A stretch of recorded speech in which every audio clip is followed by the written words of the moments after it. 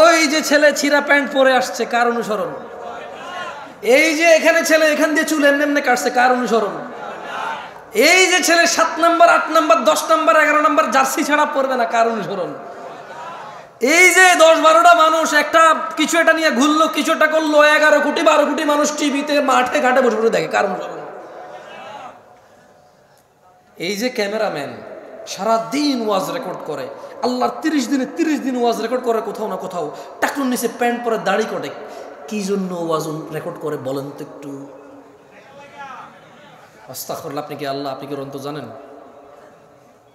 থাক বললাম না ভাই, ওরাই জানে কি জন্য। কারণ ওরা যা ওয়াজ শোনে পরে বলবে যে আপনি কিভাবে জানেন আমি মুনাফিক? আপনি নিজেই মুনাফিক আমাকে মুনাফিক বলার কারণে। কারণ ও বলবে দরকার কিন্তু কিছু বলবে, ভাই ডোন্ট টেক এনি রিস্ক, ওকে? আর আসলে কাউকে তো মানে ছেলেগুলো সামনে আছে, ওদের কীভাবে তো লজ্জা দেওয়া উচিত না। মানে হ্যাঁ, তোমার কি উচিত হয়েছে এখন আমার সাথে কানেক্ট হওয়া? বলো, আমি তো মাহফিল করতেছি ওদের সাথে, তোমার সাথে আমি ম্যান টু ম্যান কানেক্ট হলে আমার বিষয়ের কী হবে বলো?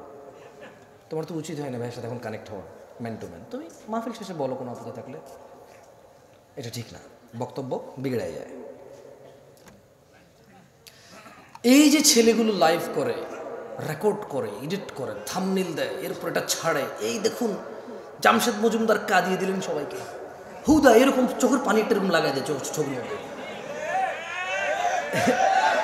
আমি এরপরে ওয়েট এরপর আমি নিজের ওয়াজে নিজে ক্লিক করে দিয়েছি, আমি তো কান্দি নেই, কেউ কান্দে নাই। এরপরে লিখলো যে এরকম বক্তব্য জীবনেও শোনেন নাই। আমি ক্লিক করলাম, আমি কইটা তো আমি কইছি ঠিক আছে, আমি জীবনে বহুতবার শুনছি এই বিষয়ে আলোচনা, কে কইছি শুনিনি এরকম বক্তব্য? যদি খালি আমি এখানে বলি যে আমি এই সিজনের জন্য এটা শেষ ওয়াজ, হয়তো এটা টাইটেল দেবে কি জামশেদ মজুমদার তার শেষ মুহূর্তে কি বললেন, মনে হতো আমি মারা গেছি। এরপরে to just have a click, okay, একটা ক্লিক পাওয়ার জন্য, নাথিং এলস, কিচ্ছু না। সো আয়োজন করে মাহফিলের, রেকর্ড করে মাহফিলের, লেকচার করে মাহফিলে, শ্রোতা শুনে মাহফিল, দিন শেষে কারোই কোনো পরিবর্তন নাই। ঠিক বলার খুব শখ না, আমি কয়েকবার বলি ঠিক কিনা বলেন, তারপর আর বলিন না, কেমন? আমি পার্সোনালি পছন্দ করি না ঠিক আপনি বলবেন, আপনি না বললেও তো ঠিক। আমি কি ভুল ধরেন আমি কি এটা ভুল মনে করে কইতেছি? আমি তো ঠিক মনে করে কইতেছি, ঠিক কিনা? আপনার হয়েছে তো? আর ঠিক বলিয়েন না, কেমন? বেশ কয়েকবার বলা দিয়েছি না, আর বলার দরকার নেই ঠিক, কারণ আপনাদের মুখ তো নড়ানো লাগে, ঠিক না? এখনো বাকি আছে আরো ঠিক বলার। আচ্ছা এবার আসেন তো, মায়ের পেটে কয়টি জিনিস লেখা হয়? 1 নাম্বার, 2 নাম্বার হায়াত, জীবনকাল। কি কাল? জীবনকাল। তারপরে হচ্ছে 3 নাম্বার, 4 নাম্বার আল্লাহ দুনিয়া কাকে কাকে দিবে? সবাই বলতে কে?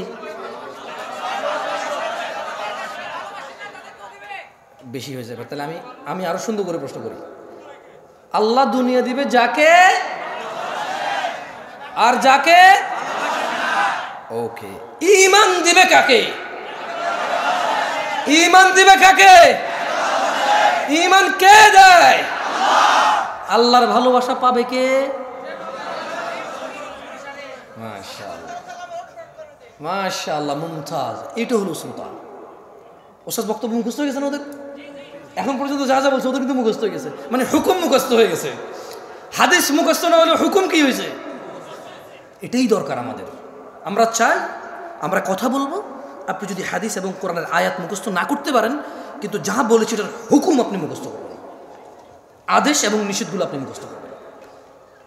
আল্লাহ আমাদেরকে তৌফিক দান করুন। একটা হাদিস বলি আপনাদেরকে, আরেকটা হাদিস বলি, কেমন? বিরক্ত হচ্ছেন না তো? ঠিক আছে, আপনাদেরকে বসতে বলবো না। কেন বলবো না? অসুবিধা দাঁড়ায় থাকেন। হয়তো বসতে বসতে আপনার পা ব্যথা হয়ে গেছে, আমার এরকম হয়। আমি অনেক সময় বসলে পায়ের উপর পা তুলে দিই, আবার নামাই, আবার এক পা চেয়ারের উপরে তুলে দিই, মানে দীর্ঘক্ষণ বসে এরকম হয়। It's okay, totally fine, but কথা মনোযোগ দিয়ে শুনতে হবে। কি দিয়ে শুনতে হবে? মনোযোগ দিয়ে শুনতে হবে। বাকি ওঠেন, দৌড়ান, বাদাম খান, বুট খান, কিচ্ছু যায় আসে না আমার। আল্লাহ নবী সাল্লাল্লাহু আলাইহি ওয়াসাল্লাম বলতেছি যে উহাদ্দিসুকুম হাদিসান ফাহফাযুহু। আল্লাহ নবী বলছেন যে আমি তোমাদের একটি কথা বলছি, তোমরা তা মুখস্থ রাখবে। কে বলেছে? কে বলেছে? সাল্লাল্লাহু। কয়টি কথা বলবে? আমরা কি করতে হবে? আবার খাই ফেলছেন। আরে আপনি খান নাই ভাই, কেউ কেউ খাইছে। ওকে, আমি আবার জিজ্ঞেস করি। আল্লাহ নবী সাল্লাল্লাহু আলাইহি ওয়াসাল্লাম বললেন উহাদ্দিসুকুম হাদিসান ফাহফাযুহু, আমি তোমাদের একটি কথা বলছি, তোমরা তা মুখস্থ রাখবে। তাহলে একটি কথা কে বলছে? আল্লাহ নবী সাল্লাল্লাহু আলাইহি ওয়াসাল্লাম। কয়টি কথা বলছে? কি করতে বলছে এটা? কি করতে বলছে এটা? কল, তিনি সাল্লাল্লাহু আলাইহি ওয়াসাল্লাম বললেন ইন্নামাদ দুনিয়া লিআরবাআতি নাফর। ও আমার উম্মতরা, আচ্ছা এইভাবে উনি বলেনি, এটা আমি বলতেছি আপনাদেরকে। ওকে, তিনি এভাবে সাল্লাল্লাহু আলাইহি ওয়াসাল্লাম বলেনি, উনি তো সাহাবাদের বলছেন। কাকে বলছেন? উনি কাকে বলছেন? সাহাবাদের। কিন্তু আমরা ওনার কি উম্মত। আমরা কি? আমরা ওনার সাহাবা না, আমরা কি উম্মত। তিনি ওনার সাহাবাদের মাধ্যমে, সাহাবাদের প্লাসে কিয়ামত পর্যন্ত যত মানুষ এই পৃথিবীতে আসবে সবার জন্য সমান বিধান, সবার জন্য সমান বিধান। তিনি বলছেন যে উহাদ্দিসুকুম হাদিসান ফাহফাযুহু, আমি তোমাদের একটি কথা বলছি, তোমরা তা মুখস্থ রাখবে। قال, তিনি সাল্লাল্লাহু আলাইহি সাল্লাম বললেন ইন্নামাদ দুনিয়া লিআরবাআতি নাফর, নিশ্চয় দুনিয়া চার প্রকার মানুষের জন্য। নিশ্চয় এই পৃথিবী চার প্রকার মানুষের জন্য। নিশ্চয় এই পৃথিবী কয় প্রকার মানুষের জন্য? নিশ্চয় এই পৃথিবী চার প্রকার মানুষের জন্য। আবিদিন রাযাকাহুল্লাহু মালান ওয়া ইলমা, আল্লাহ তাআলা যে বান্দাকে ধন সম্পদ ও ইলম দান করেছেন হলো এক প্রকার। এই পৃথিবী কয় প্রকার মানুষের জন্য? একজন বান্দা যাকে আল্লাহ ধন সম্পদ ও জ্ঞান দান করেছে, এটা কয় প্রকার? একজন বান্দাকে আল্লাহ কি দিয়েছে? ধন সম্পদ এবং ইলম। একজন বান্দাকে আল্লাহ কি দিয়েছে? ভাই আমি একলা কষ্ট করলে হইব না, বাঙালি হলো হিংসুক, আমি হলো আমার ভিতরে হিংসা আছে। আমি কমু চিল্লাই চিল্লা, আপনি বয়ে বয়ে আরাম করে শুনবেন। কে এত আরাম কি লেগে? আমার লগে লগে না, আমি কইতেছি আপনিও করবেন। আজকে ওয়াজ বক্তা একজন হবে না, আজকে বক্তা সবাই আমরা ইনশাআল্লাহ। ওকে, সঙ্গে সঙ্গে বলিয়েন, দেখবেন মুখস্থ হয়ে যাবে ইনশাআল্লাহ। কেন? আবারও বলছি, যদি হাদিস মুখস্থ না থাকে হুকুম মুখস্থ হয়ে যাবে। কি মুখস্থ হবে? মানে এটা নিষেধ অথবা আদেশটা আপনি বুঝে চলে আসবে, যাতে আপনি আপনার বাচ্চাকে নিষেধ করতে পারেন, এই এটা করিও না, এটা আল্লাহ নবী নিষেধ করছেন। হয়তো আপনি বলতে পারবেন না আরবি বাংলা মিলায়, বুঝেন নাই? আচ্ছা, হাত পায়েগুলো নড়ে, এটাও আপত্তি, ক্যামেরা যারা দেখে আমাকে সরি। আল্লাহ নবী সাল্লাল্লাহু আলাইহি সাল্লাম কয়টি কথা মুখস্থ রাখতে বলেছেন? একটি। কয়টি? এই দুনিয়াতে কত প্রকার মানুষের জন্য পৃথিবী? কত প্রকার? এক প্রকার কি? সম্পদ এবং, বেশি জোরে বলিয়েন না, তাহলে গলা ভেঙে যাবে। সবাই বলিয়েন, আস্তে আস্তে বলিয়েন, সমস্যা নেই। কেমন? সবাই বলিয়েন, আস্তে আস্তে বলিয়েন। তাহলে এক প্রকার হচ্ছে আবদান রিজকাহুল্লাহ, সরি রাযাকাহুল্লাহু মালান ওয়া ইলমা। আল্লাহ তাআলা যে বান্দাকে ধন সম্পদ এবং ইলম দান করেছে, সুবহানাল্লাহ, ফাহুয়া ইয়াত্তাকি ফীহি রাব্বাহু ওয়া ইয়াসিলু ফীহি রাহিমাহ। যাকে আল্লাহ ধন সম্পদ ও ইলম দিয়েছে, আল্লাহ বলছেন যে, আল্লাহ নবী বলছেন যে আর এবং ইলমের ক্ষেত্রে তার রবকে ভয় করে ও আত্মীয়দের সাহায্য করে, সুবহানাল্লাহ। তাহলে পৃথিবী চার প্রকার মানুষের জন্য। কয় প্রকার মানুষের জন্য? এক, আল্লাহ একজনকে সম্পদ দিছে, ইলম দিছে। এখন সে কি করে? সে ইলম দিয়ে আর সম্পদ দিয়ে আল্লাহকে ভয় পায়। কাকে ভয় পায়? মানে এই টাকা দিয়ে সে সিনেমার টিকিট কেনে না। এ টাকা দিয়ে সে কি করে না? সিনেমার টিকিট কেনে না। এ টাকা দিয়ে সে মদ গাঁজা কেনে না। এই টাকা দিয়ে সে কাউকে মারবে, গাল্লাবে, অপদস্থ করবে, জুলম অত্যাচার করবে, সেটা কি করে না। সে এই টাকার ক্ষেত্রে সে কি পায়? ভয় পায়। কাকে? আল্লাহকে, রবকে ভয় পায়। কাকে? রবকে ভয় পায়। এবং সে এই টাকা আত্মীয় স্বজনকে হেল্প করে, সে সম্পদ দিয়ে। কি দিয়ে সম্পদ হেল্প করে? সে আত্মীয় স্বজনকে কি করে? সে ফুফিদের সম্পদ কারা কারা দেন নাই? হ্যাঁ, এগুলো সব গরিব মানুষ আমার মতো। রাত 12টা বাজে বড় লোক এখন মানে কোন জায়গায় কনসার্ট চলতেছে, কোন জায়গায় একটু বৈশা নির্জনে অথবা হোটেলে বসে একটু গাঁজা মাজা খাওয়া যায়। সরি, সব বড় লোক বলছি না ভাই, গরিব এখন টিকটিকির ল্যাস খায় ভাই। যার কাছে পয়সা আছে সে ইয়াবা গাঁজা খায়, যার কাছে পয়সা নাই পুরান মোজা সঙ্গে দেখে দেয়। সেটা সম্পর্কে জানতেন আগে? আমি রিসেন্টলি দেখেছি। আমি অনেক জায়গায় কথাটা বলেছি, তখন আমি বিয়ে করেছি নতুন, আরও অনেক ইয়াং, একদম মোটামুটি 8-10 বছর আগের কথা বলতেছি। তো বাংলাদেশি তো আমি প্রথমবার আসছি, আমি তো বাংলাদেশ সম্পর্কে তেমন জানি না, জানি না তখন। তো বিয়ে শাদী করলাম, চিটাগং যাচ্ছি। কর্নেলহাট নাম শুনছেন? চিটাগং কর্নেলহাট মানে এটা এখানের আগে, সিটি গেটের পরে। তো এখন আমি যখনই নামতাম, ট্রেনে করে যাইতাম বা কর্নেলহাটে নামতাম, একটু শ্বশুর বাড়িতে যাবো, একটু ফল ফ্রুট নিতে হবে না। তো কর্নেলহাট তো এটা তো Dhaka Chittagong road highway, overbridge আছে ওই কর্নেলহাট, ছোট্ট একটা বাজার, ওভারব্রিজ। মজার ঘটনা বলতেছি, তোমরা শোনো। আমি বাংলাদেশে নতুন তখন, এখন এক ছেলেকে দেখি যে পলিথিনের ভিতরে জুতার যে আঠা ঘাম আছে না, ওই জুতার ঘাম পলিথিনের ভিতরে। এখন সে কি করছে, আমি যখন ওভারব্রিজটা পার হচ্ছিলাম, সে ওভারব্রিজের উপরে শুয়ে আসে, আর পলিথিনটা টান দিয়ে পলিথিনটা ছোট হয়ে যায়, আবার সেটা ফুলায়, আর সে আমার এমন করতেছে। আচ্ছা, মজার কথা বলি, ছেলেটা এত বড়, আমার মনে হয় তার বয়স 10 থেকে 15 বছরের ভিতরে হবে, যদি সে গ্রোথ ভালো না হয়। আর যদি তার গ্রোথ ভালো হয় তাহলে 8 থেকে 12 বছর। কত বছর? 8 থেকে 12 বছর একটা ছেলে। আমার তো ভাই সৌদি আরব থেকে আসছি নতুন, বুঝুন না, মন মানসিকতা একদম নরম তাজা, কিছু জানি না তো বাংলাদেশের। আমি তো শ্বশুর বাড়িতে ফল ফ্রুট নিয়ে যাওয়ার চিন্তা, টাকা পয়সা যা টুকটাক ছিল। এখন আমি রাস্তার এই পাশে নামছি, তো ওই পাশে হলো ফল দোকান, ওভারব্রিজ আছি। আমি এর সাথে বসছি, বসার পরে আমি ওরা জাগাচ্ছি, এই ছোট ভাই ওঠো ভাই।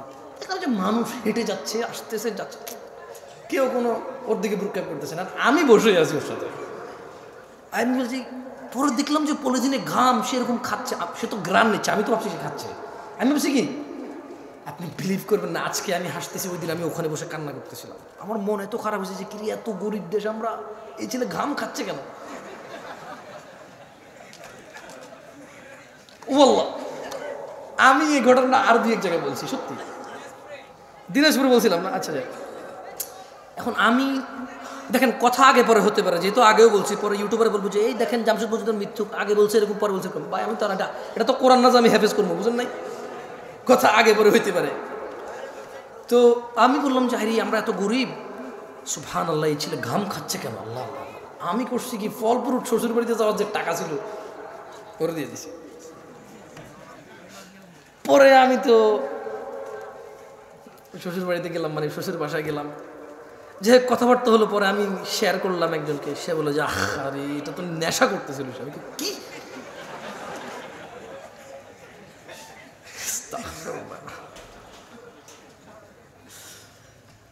অপরাধ করতে টাকা লাগে না। অপরাধ করতে কি লাগে না? টাকা লাগে না। মানুষ অপরাধ করেই তো টাকার জন্য। যদি অপরাধ করতে টাকা লাগতো তাহলে টাকা থাকার পরে অপরাধ করতে পারতো, কিন্তু সে অপরাধ করেই তো টাকার জন্য।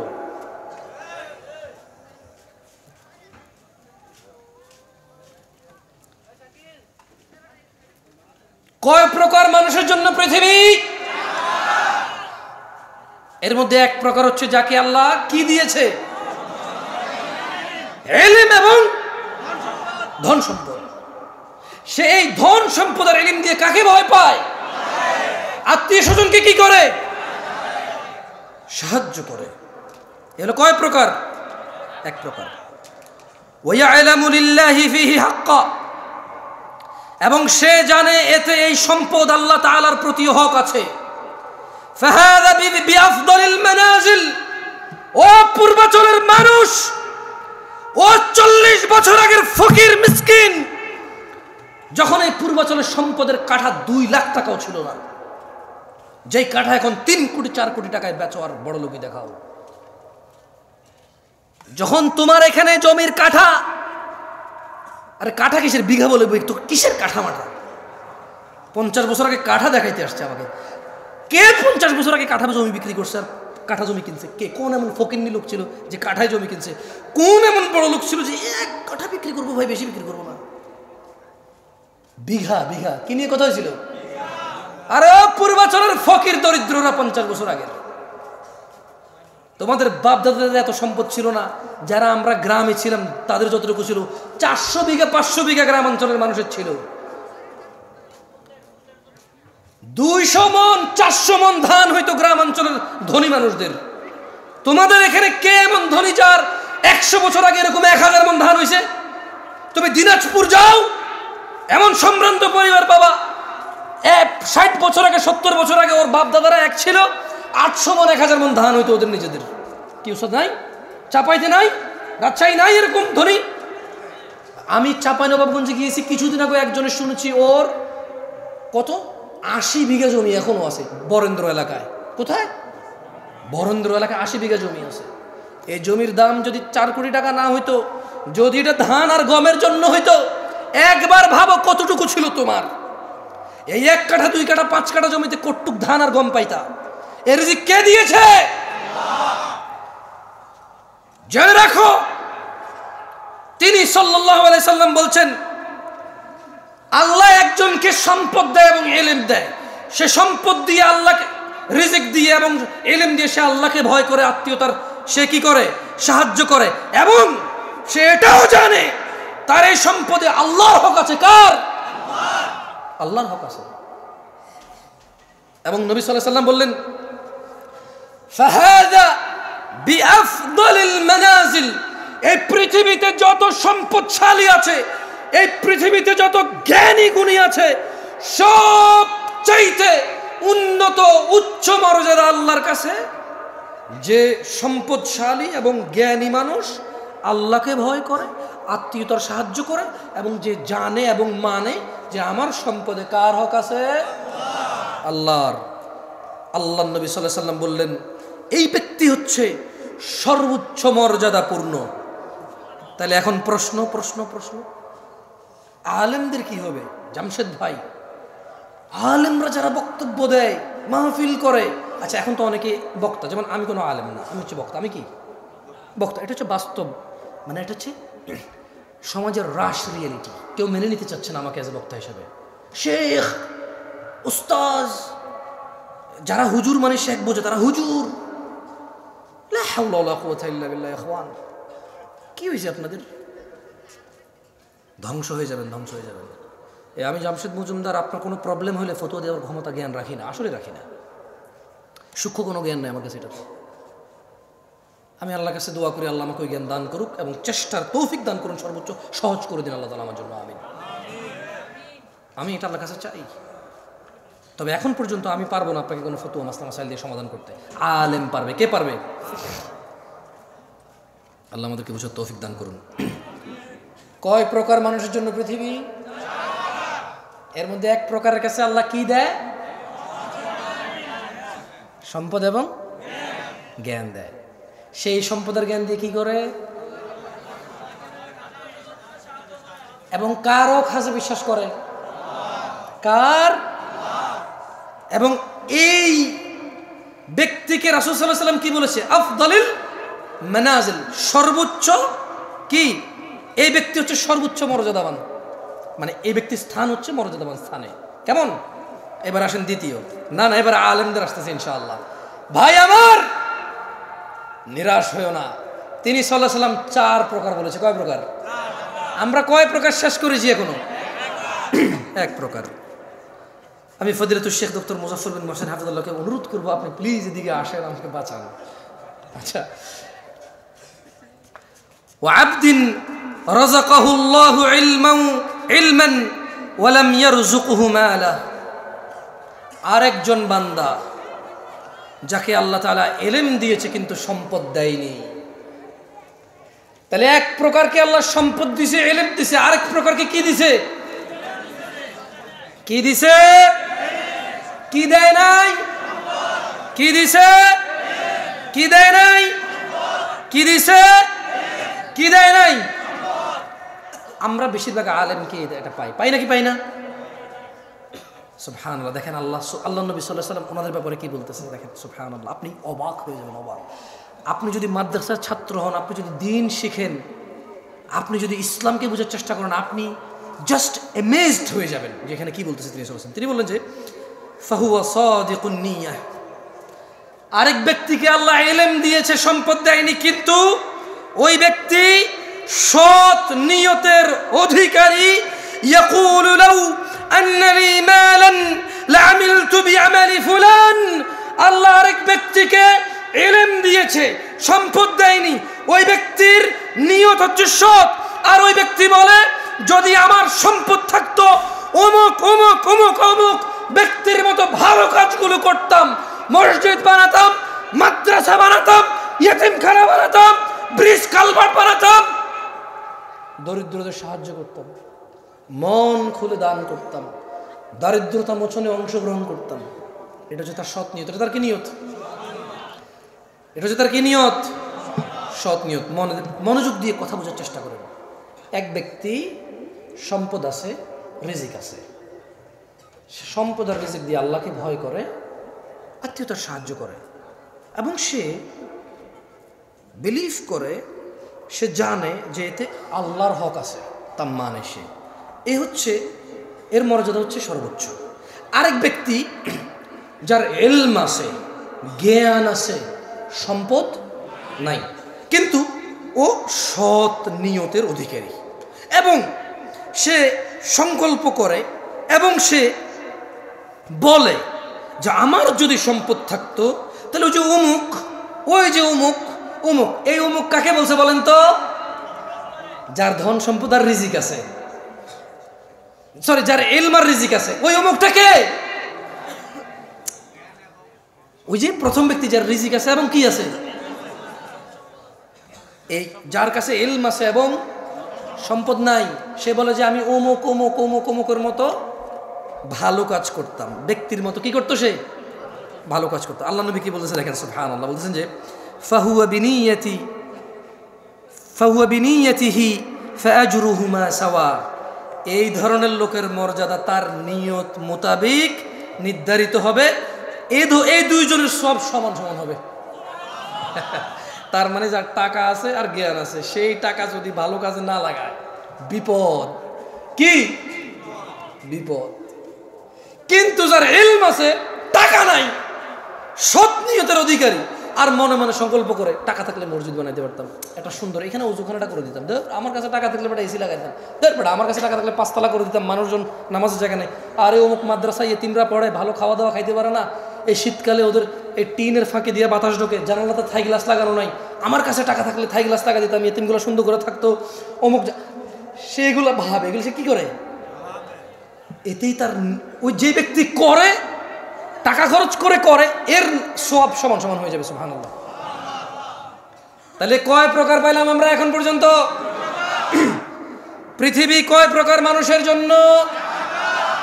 এক প্রকার মানুষের কি আছে? সম্পদ, এবং সেই সম্পদ ইলম দিয়ে কি করে, এবং কার হক আছে, মানে এই ব্যক্তির মর্যাদার দিকে কতটুকু, মর্যাদা দিকে কতটুকু? আরেক ব্যক্তির কি আছে? শুধু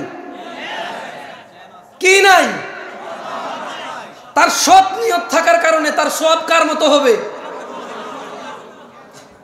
এখনো কি দরিদ্রতার কারণে আফসোস হয়?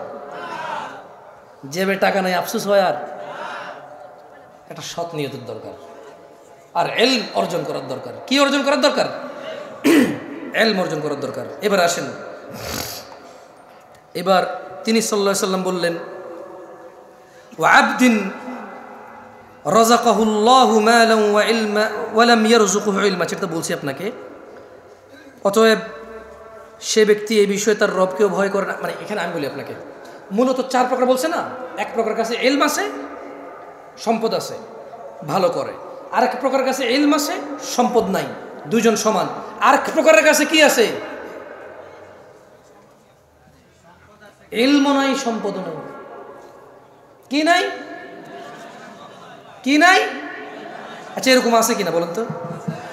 রিক্সা ড্রাইভার, ভ্যান ড্রাইভার, রিক্সা ড্রাইভার, ভ্যান ড্রাইভার, তারপর যে মাটি কাজ করে যারা ফসলের জন্য, আছে কিনা?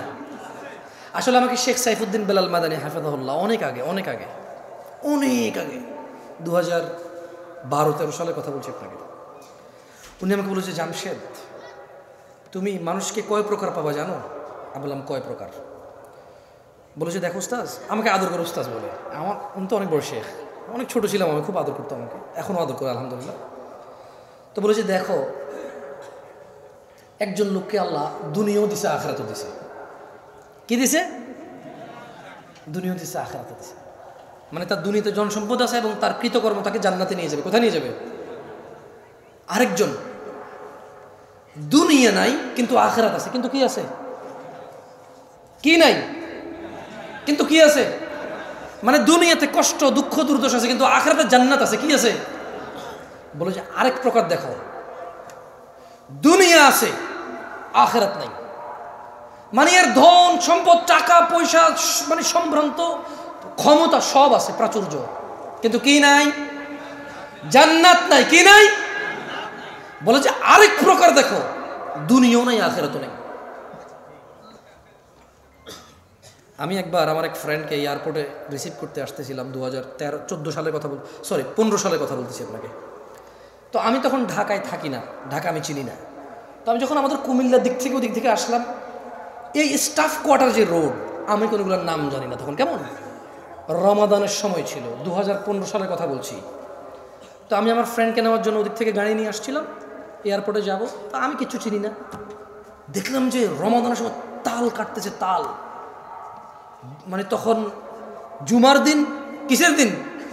মানে জুমার দিন, জুমার রোজা ছিল এটা, তাল কাটতেছে।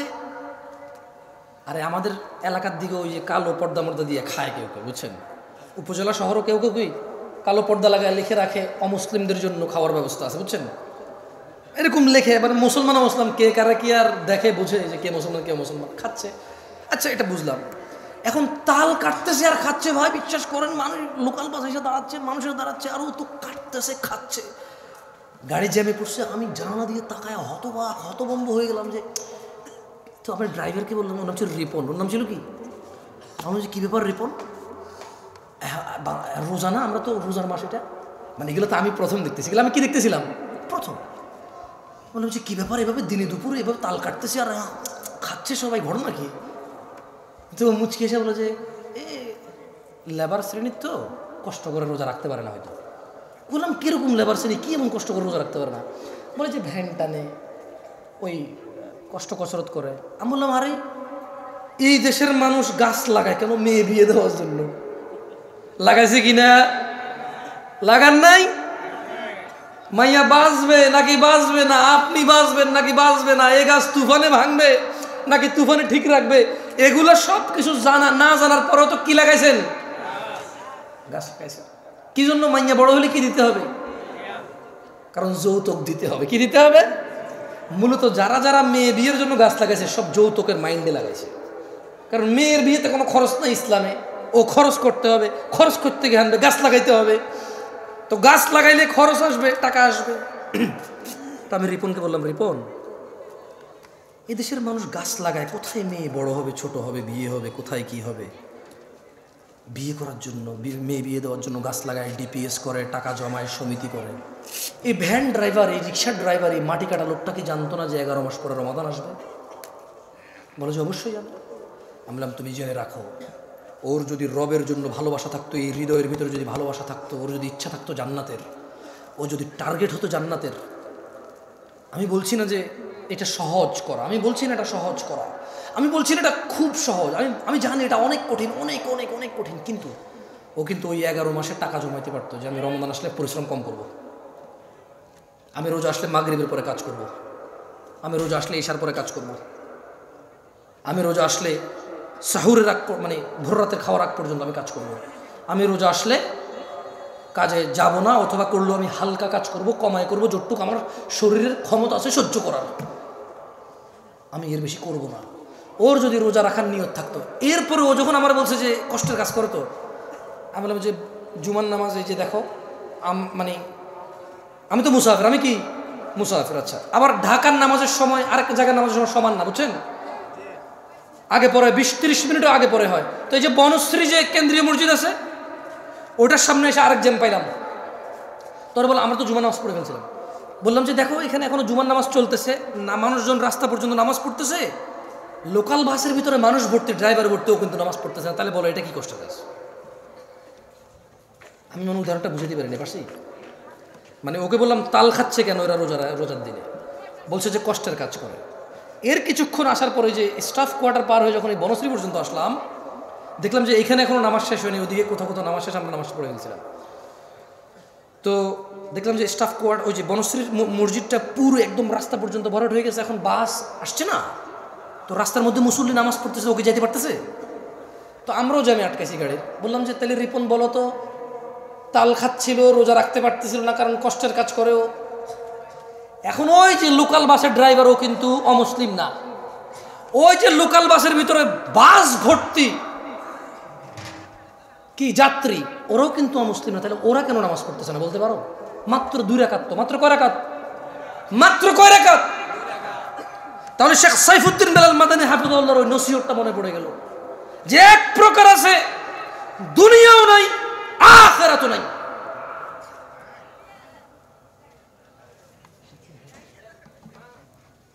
আল্লাহ সুবহানাহু ওয়া তাআলা আমাদেরকে বোঝার তৌফিক দান করুন দিনী ভাইরা। আমি আপনাদের একটা হাদিস শিখাই, শিখবেন? শিখবেন? আমি আপনাদের বিরক্ত করতে চাই না আসলে। আমি আজকে মানে স্টেজে উঠছি থেকে আমি একটু কনফিউজ। শেখ আমাকে বলছে একটু লম্বা সময় বলতে হবে, আমি আসলে বুঝতেছি না আমি কী বলবো। আমার যদি 40-50 মিনিট হতো, আমি একটা বিষয় চয়েস করতাম, সুন্দর করে বলে চলে যাওয়ার চেষ্টা করতাম। আচ্ছা, একটা হাদিস শিখেন। আল্লাহ নবী সাল্লাল্লাহু আলাইহি ওয়াসাল্লামের কাছে এক ব্যক্তি এসে বলল যে আরাআইতা ইযা সাল্লাইতা সালাওয়াতুল মাকতুবাত। এক ব্যক্তি এসে আল্লাহ নবীকে বলল যে ইয়া রাসূলুল্লাহ, আপনি কি মনে করেন আমি যদি ফরজ নামাজ সমূহ পড়ি, অসুমতু রমাদান, এবং রমাদান মাসের রোজা রাখি, সে কি করবে? ফরজ নামাজ পড়বে এবং রমাদান মাসের রোজা রাখবে, এবং সে যদি এটা বেশি কিছু না করে, সে বলে যে আদখুলুল জান্নাহ ইয়া রাসূলুল্লাহ, আমি কি জান্নাতে প্রবেশ করবো আল্লাহ রসুল? তিনি সাল্লাল্লাহু আলাইহি সাল্লাম বললেন যে নাম, হ্যাঁ তুমি জান্নাতে প্রবেশ করবা। সে কি করবে বলেন তো? বলতে পারেন সে কি করবে? বলতে পারেন সে কি করবে? নামাজ পড়বে আর কি করবে? রোজা রাখবে। আল্লাহ নবী বলছে সে জান্নাতে যাবে। ওই লোক আল্লাহ নবী সাল্লাল্লাহু আলাইহি ওয়াসাল্লামকে বলল যে ওয়াল্লাহি, আল্লাহর কসম, লা আযীদু আলা যালিকা শাইআ, আমি এর বেশি কিছু করব না। যাকে একটু কোরআন তেলাওয়াত করে কি করে বুঝতেছি না। আউযু বিল্লাহি মিনাশ শাইতানির রাজীম। আচ্ছা, কারা কারা সূরা ফাতিহা পারেন? সূরাতুল ফাতিহা কারা কারা পারেন? আসলেই পারেন? ভাই আপনি পড়েন তো, ওঠেন। হাসেন কেন? উনি আপনি পারেন বলছেন না, পড়েন। হ্যাঁ ওঠেন জোরে। আউযু বিল্লাহি মিনাশ শাইতানির রাজীম, বিসমিল্লাহির রহমানির রহিম, এরপর পড়েন। ওদিকে ফিরে পড়েন, আমি দেখবো, সমস্যা ওদের।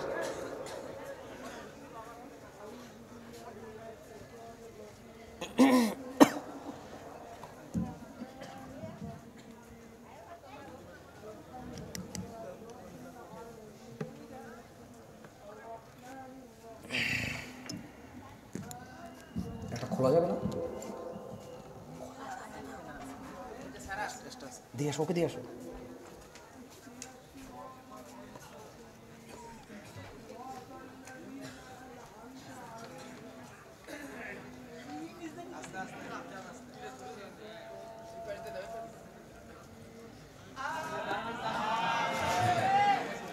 হয়েছে হয়েছে হয়েছে, বসেন, আমি শুনি নাই, আরেকজনে শুনবো।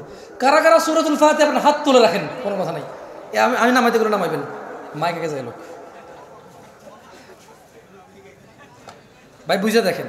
ওকে, এবার হাত নামান। আরেকটা কথা বলি, কারা কারা সহি শুদ্ধভাবে হুরুফ উচ্চারণ করে পড়তে পারেন? হাত তোলেন। এইবার প্রশ্ন ঠিক করছি, এইবার প্রশ্ন কি করছি? ঠিক করছি। কি বাকিরা কি সহি শুদ্ধভাবে পারেন না? দেন এই ভদ্রলোকরা দেন তো, সামনে এই লোকরা দেন। আপনি পড়া শুরু করেন, মাইক আসলে সমস্যা নেই।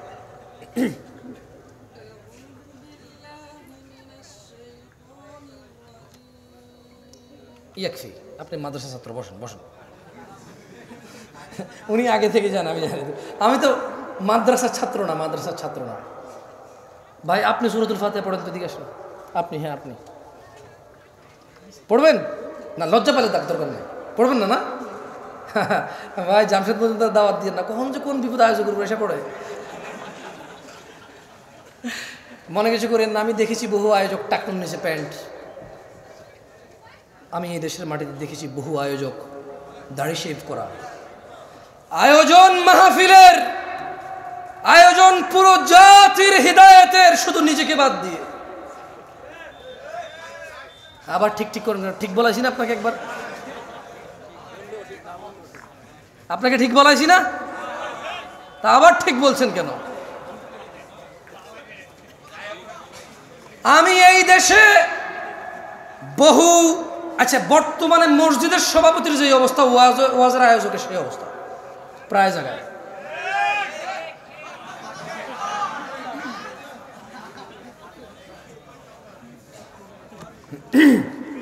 আচ্ছা, আউযু বিল্লাহি মিনাশ শাইতানির রাজীম, বিসমিল্লাহির রহমানির রহিম। والنازعات غرقا والناشطات نشطا والسابحات سبحا فالسابقات سبقا فالمدبرات أمرا يوم ترجف الراجفة تتبعها الرادفة قلوب يومئذ واجفة أبصارها خاشعة أبصارها خاشعة يقولون إنا لمردودون في الحافرة أإذا كنا عظاما نخرة قالوا تلك إذا كرة خاسرة فإنما هي زجرة واحدة فإذا هم بالساهرة أتاك حديث موسى إذ ناداه ربه بالواد المقدس طوى اذهب إلى فرعون اذهب إلى فرعون اذهب إلى فرعون اذهب إلى فرعون إنه طغى اذهب إلى فرعون اذهب إلى فرعون إنه طغى فقل هل لك إلى أن تزكى وأهديك إلى ربك فتخشى وأهديك إلى ربك فتخشى فأراه الآية الكبرى فكذب وعصى ثم أدبر يسعى পানিটা নিয়ে আসে আমার তাদিন তুদান আল্লাহ আগে যা হয়েছে উসুল একটু হয়েছে উসুল হয়েছে আমাকে শাস্তি দিছে। যাক আলহামদুলিল্লাহ, আমি দুঃখিত। আচ্ছা বলেন তো, মায়ের পেটে বাচ্চার কয়টি বিষয় লিপিবদ্ধ হয়? 1 নাম্বার, 2, 3, 4, ভালো এবং মন্দ মানে নেককার বা বদকার। কেমন বলেন তো, মানুষ কয় প্রকার? কয় প্রকার? আচ্ছা এর আগে একটা কথা আছে, আল্লাহ এই দুনিয়া দিবেন কাকে আর কাকে দিবেন, কিন্তু ঈমান দিবে কাকে?